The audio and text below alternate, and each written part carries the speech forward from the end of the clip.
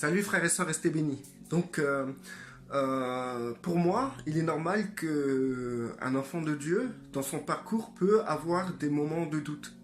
C'est totalement normal.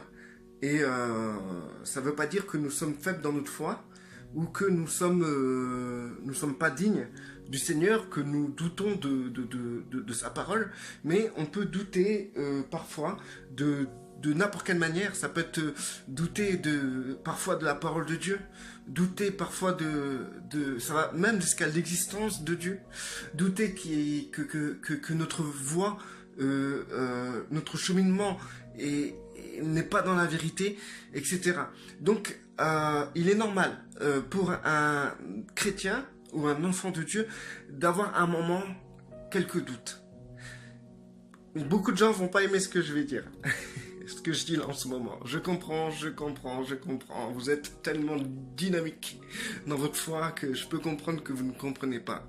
Que des personnes qui croient en Christ arrivent à douter. Je comprends parfaitement que ça, c'est pas quelque chose que vous pouvez comprendre, quoi, en fait.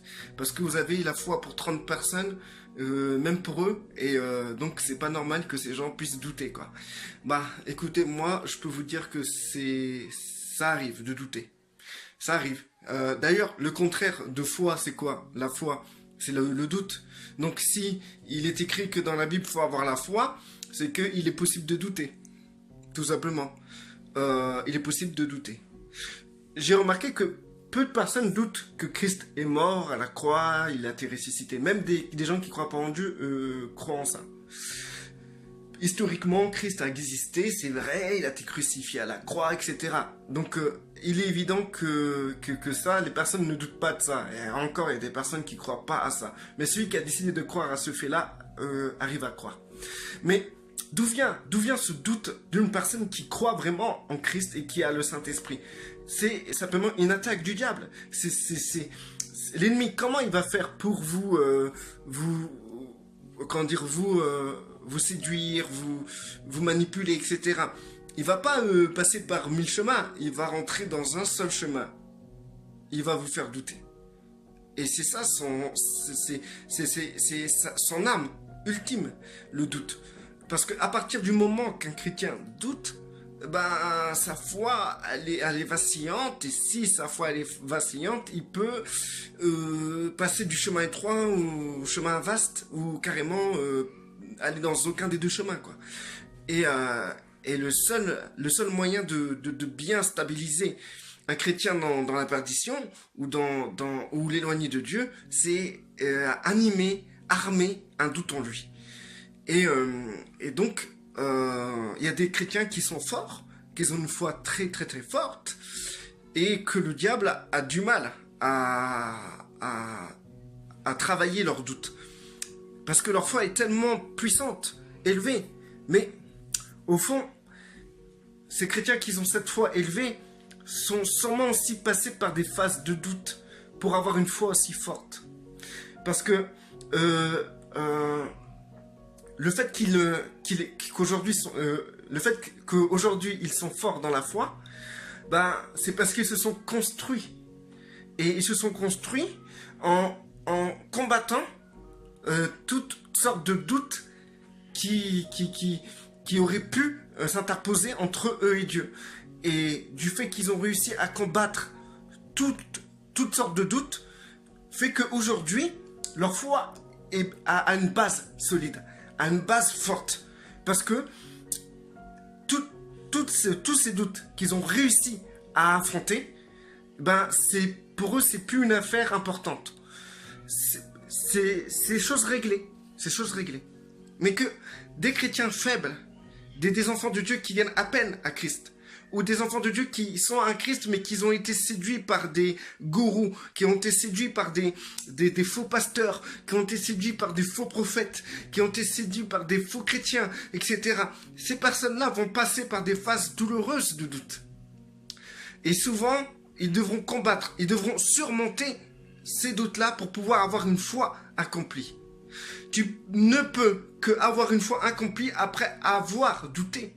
Parce que si tu dis que tu as la foi et que tu n'as jamais douté, ta foi est basée sur quoi? Quelle est ta véritable expérience de cette foi?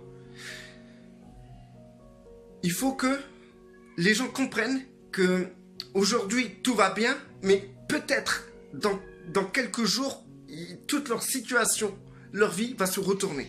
Et c'est là qu'il y aura tout un combat. Parce que lorsque ça n'ira pas, lorsque par exemple si quelqu'un perd sa femme, un gosse, ou s'il perd sa mère, ou s'il perd son travail, ou il se fait rabaisser, ou il rencontre des chrétiens qu'il aime et qui tous l'ont trahi, etc. Ou qui prie et qui ne reçoit jamais de réponse à ses prières.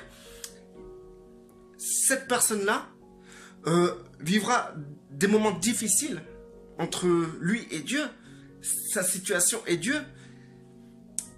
Et du coup, Satan va arriver, et c'est là que Satan va envoyer ses traits enflammés, les plus puissantes qu'il peut envoyer. Parce que c'est toujours dans la détresse que Satan attaque. Pourquoi Satan irait attaquer quelqu'un qui est gonflé de foi? Il va tirer sur la personne, et même s'il arrive à dégonfler sa foi, la personne aura toujours une foi. Et si cette foi est basée sur une expérience concrète d'un combat, de plusieurs combats contre le doute, Satan aura du mal à toucher ce genre de personne. Donc, à croire que le contraire de la foi, c'est ce qui te permet d'être stabilisé dans ta foi. Le doute, c'est ton combat, un combat que tu dois mener chaque jour, tous les jours dans ta vie, pour pouvoir grandir dans ta foi.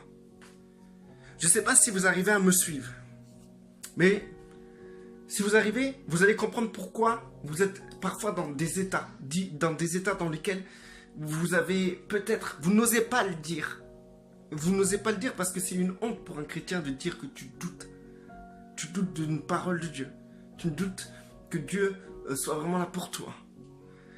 J'ai connu des chrétiens qui doutent que Christ a vraiment pris leur péché. J'ai connu des chrétiens qui doutent qu'ils sont pardonnés. Et je pense que vous aussi, vous avez rencontré ce genre de personnes qui vous ont dit, qui vous disent en pleine face, oui, mais je ne sais pas si Christ me pardonne vraiment de ce que j'ai fait. C'est le doute. Et cette personne-là, le jour qu'elle comprendra, qu'elle combattra les traits enflammés du diable qui l'amènent à douter de ça, chose qu'avant elle ne doutait pas, et bien si elle arrive à combattre cela, à s'affirmer, à comprendre que Christ a vraiment pris ses péchés, plus jamais elle doutera sur ce sujet. Plus jamais elle doutera sur ce sujet. Et donc elle aura grandi dans sa foi. Sa foi sera plus forte. Et le diable ne pourra plus l'attaquer sur ce terrain qui est sa foi en ce que Christ a pris ses péchés. Aujourd'hui, si tu ressens au fond de toi un doute, pour quelle que soit la chose par rapport à Dieu, ça veut dire que ton combat, il est là. Par exemple, si tu doutes que Dieu est vraiment un père pour toi, ton combat, c'est de trouver tous les arguments possibles, inimaginables, dans la Bible, avec tes frères, avec tes sœurs, pour comprendre que le Père t'aime vraiment, et il te protège. Et si tu arrives à surmonter ça, à ce doute, le diable ne pourra plus t'enlever cette part, qui est que le Père céleste agit vraiment comme un Père envers toi, et il t'aime vraiment.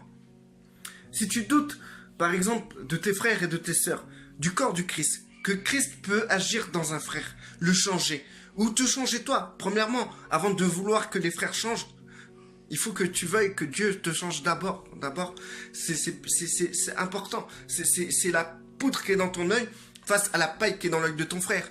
Donc, toutes ces personnes qui veulent que les frères changent, ou les sœurs changent, posez-vous la question si déjà vous avez accepté que Dieu vous change. Et si Dieu est en train de vous changer. Voilà, c'était une parenthèse. Sur ce sujet un peu compliqué, hein, c'est un peu dur. Hein. J'espère et tout que vous serez compréhensible sur ce sujet. Donc, voilà, ce que je tenais à dire encore, c'est très important de comprendre que il existe des tas de terrains de doute. Et tous ces terrains-là, on sera appelé à les vivre. Pas tous, parce qu'on n'a pas assez d'une vie pour vivre tous ces terrains-là. C'est pas tout le monde qui perd sa femme, c'est pas tout le monde qui perd, que sa femme divorce, ou qui vit un divorce, ou son mari va ailleurs, ou il se retrouve dans des situations inimaginables, où ils arrivent pas à boucler la fin du mois, où la mère est obligée de se sacrifier, de pas manger pour donner à manger à ses enfants. Il y a des tas de situations, mais des tas et des tas de situations qui peuvent amener à un doute. Il faut savoir que le doute n'est pas de votre faute, hein. C'est quelque chose d'intellectuel, le doute. C'est pas genre volontairement vous allez douter. Non, c'est intellectuel. Intellectuel. C'est des pensées qui vous traversent et qui vous amènent le doute sur la crédibilité de ce qui est écrit dans la Bible. Par exemple, moi, à un moment, j'ai douté énormément sur beaucoup de choses.